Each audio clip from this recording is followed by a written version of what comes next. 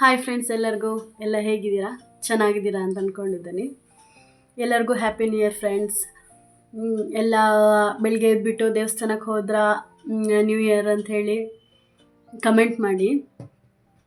ಮತ್ತು ನಿನ್ನೆ year party ಹೇಗೆ ಮಾಡಿದ್ರಿ ನೀವೆಲ್ಲ ಅಂತ ಕಮೆಂಟ್ ಮಾಡಿ ಫ್ರೆಂಡ್ಸ್. ಮತ್ತು ನನ್ನ ಚಾನಲ್ನ ಸಬ್ಸ್ಕ್ರೈಬ್ ಮಾಡ್ಕೊಳ್ಳಿ ಫ್ರೆಂಡ್ಸ್. ನನ್ನ ವೀಡಿಯೋಗಳು ಇಷ್ಟ ಆದರೆ ಸಬ್ಸ್ಕ್ರೈಬ್ ಮಾಡ್ಕೊಳ್ಳಿ, ಲೈಕ್ ಮಾಡಿ, ಶೇರ್ ಮಾಡಿ ಫ್ರೆಂಡ್ಸ್. ಎಲ್ಲರಿಗೂ ನಂಗೆ ಸಪೋರ್ಟ್ ಮಾಡಿ ಫ್ರೆಂಡ್ಸ್. ನಾವು ನಿನ್ನೆ ಒಂದು ಪಾರ್ಟಿ ಥರ ಮಾಡಿದ್ವಿ. ಅಷ್ಟು ದೊಡ್ಡ ಪಾರ್ಟಿ ಅಲ್ಲ.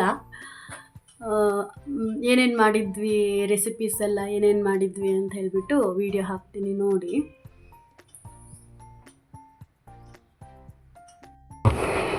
ಚಿಕನ್ ಗ್ರಿಲ್ ಮಾಡ್ಕೊಳ್ಳೋಣ ಅಂತ ಹೇಳಿಬಿಟ್ಟು 1.5 kg ಚಿಕನ್ ತೊಗೊಂಡಿದ್ದೀನಿ.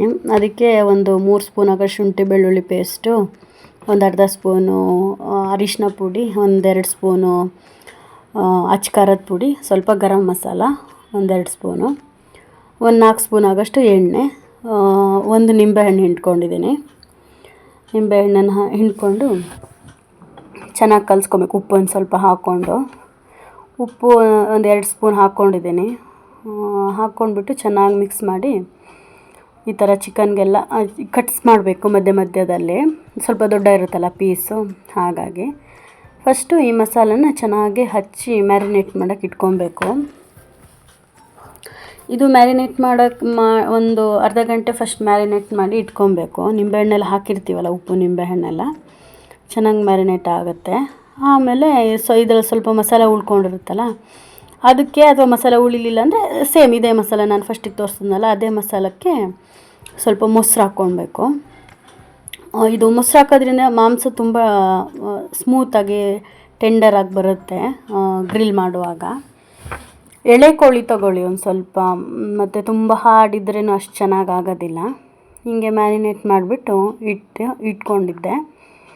ಸಾಯಂಕಾಲ ನಮ್ಮ ಅಮ್ಮನವ್ರ ಮನೆಗೆ ಹೋಗಿದ್ವಿ. ಅಲ್ಲೇ ಗ್ರಿಲ್ಲೆಲ್ಲ ಇದು ಮಾಡಿಬಿಟ್ಟು ಕೆಂಡ ಎಲ್ಲ ಮಾಡಿ ಅದರಲ್ಲೇ ಬೇಯಿಸಿದ್ದು. ತುಂಬ ಟೇಸ್ಟಿಯಾಗಿ ಚೆನ್ನಾಗಾಗಿತ್ತು. ಹೀಗೆ ಸ್ವಲ್ಪ ಮೇಲ್ಗಡೆಯಿಂದ ಆಯಿಲ್ ಹಾಕ್ಕೊಂಡು ಸ್ವಲ್ಪ ಹಾಕ್ಕೊಂಡ್ಬಿಟ್ಟು 2 ಕಡೆ ಸೈಡು ಬೇಯಿಸ್ಕೊಬೇಕು.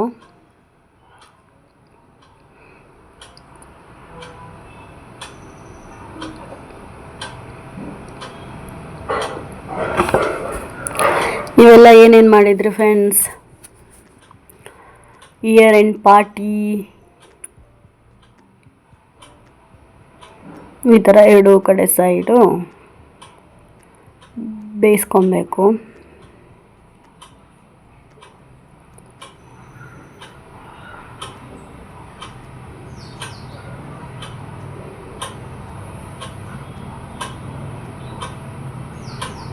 ಮಧ್ಯದಲ್ಲಿ ತಿರುಗಿಸಿ ಹಾಕಿ ಬೇಯಿಸ್ಕೋಬೇಕು.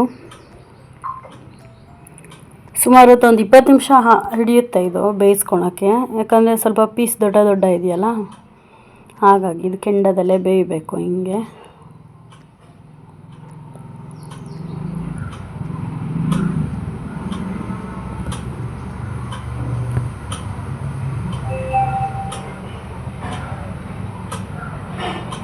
ಈಗ ಬಿರಿಯಾನಿ ಮಾಡ್ತಾ ಇದ್ದೀನಿ.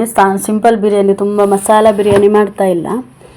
ಎಣ್ಣೆ ಹಾಕ್ಕೊಂಡು ಅದಕ್ಕೆ ಚಕ್ಕ, ಲವಂಗ ಎಲ್ಲ ಹೋಲ್ ಸ್ಪೈಸಸ್ ಹಾಕ್ಕೊಂಡು, ಆನಿಯನ್ ಹಾಕ್ಕೊಂಡು, ಮತ್ತು ಮೆಣಸಿನ್ಕಾಯಿನೂ ಹಾಕ್ಕೊಂಡು ಚೆನ್ನಾಗಿ ಫ್ರೈ ಮಾಡ್ಕೊಬೇಕು. ಆಮೇಲೆ ಶುಂಠಿ ಬೆಳ್ಳುಳ್ಳಿ ಪೇಸ್ಟು 2 ಸ್ಪೂನ್ ಹಾಕ್ಕೊಂಡಿದ್ದೆ.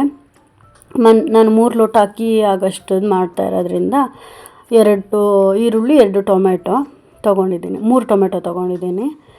ಆಮೇಲೆ ಟೊಮೆಟೊ ಎಲ್ಲ ಚೆನ್ನಾಗಿ ಸ್ಮ್ಯಾಶ್ ಆದಮೇಲೆ ಕೊತ್ತಂಬರಿ, ಪುದೀನ ಮತ್ತು ಕರಿಬೇವಿನ ಸೊಪ್ಪು. ಫಸ್ಟಿಗೆ ಹೋಲ್ ಸ್ಪೈಸಸ್ ಹಾಕ್ಬೇಕಾದ್ರೆ ಅದಕ್ಕೆ ಜೀರಿಗೆ ಹಾಕಬೇಕು. ಈ ಬಿರಿಯಾನಿಗೆ ಅದೇ ಇಂಪಾರ್ಟೆಂಟು, ಚೆನ್ನಾಗಾಗತ್ತೆ, ಸ್ಮೆಲ್ ಚೆನ್ನಾಗಿ ಬರುತ್ತೆ. ಆಮೇಲೆ ನೀರು ಕುದಿ ಬಂದಮೇಲೆ ಅಕ್ಕಿ ಹಾಕ್ಕೊಳ್ಬೇಕು. ಅಕ್ಕಿ ಹಾಕ್ಕೊಂಡ್ಬಿಟ್ಟು ಅದ್ರ ಮೇಲ್ಗಡೆ ತುಪ್ಪ ಹಾಕ್ಕೊಬೇಕು. ತುಪ್ಪ ಒಗ್ಗರಣೆಗೆ ಹಾಕ್ಕೊಂಬೇಡಿ, ಅಷ್ಟು ಚೆನ್ನಾಗಿ ಬರೋದಿಲ್ಲ.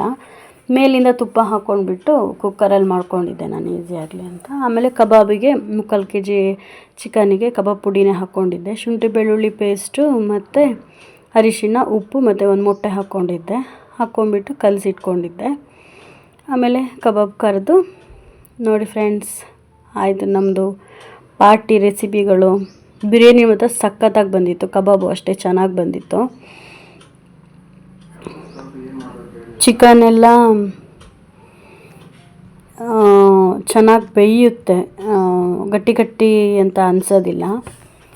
ಫಸ್ಟಿಗೆ ಒಂದು ಸ್ವಲ್ಪ ಬೇಯಿಸ್ಕೊಳ್ಬೇಕು, ಆಮೇಲೆ ನೀರು ಹಾಕಿ ಕುದಿ ಬರಿಸಿ ಆಮೇಲೆ ಅಕ್ಕಿ ಹಾಕೋದಿದು ಬಿರಿಯಾನಿಗೆ. ಚೆನ್ನಾಗಾಗತ್ತೆ ಫ್ರೆಂಡ್ಸ್, ಟ್ರೈ ಮಾಡಿ. ನೋಡ್ಕೊಂಡು ಬಂದ್ರಾ ಫ್ರೆಂಡ್ಸ್, ನೀವೆಲ್ಲ ಏನೇನು ಮಾಡಿದ್ರಿ ಪಾರ್ಟಿ ಕಮೆಂಟ್ ಮಾಡಿ. ನನ್ನ ಚಾನಲ್ ಸಬ್ಸ್ಕ್ರೈಬ್ ಮಾಡ್ಕೊಳ್ಳಿ ಫ್ರೆಂಡ್ಸ್, ಸಪೋರ್ಟ್ ಮಾಡಿ. Okay friends, bye, thank you.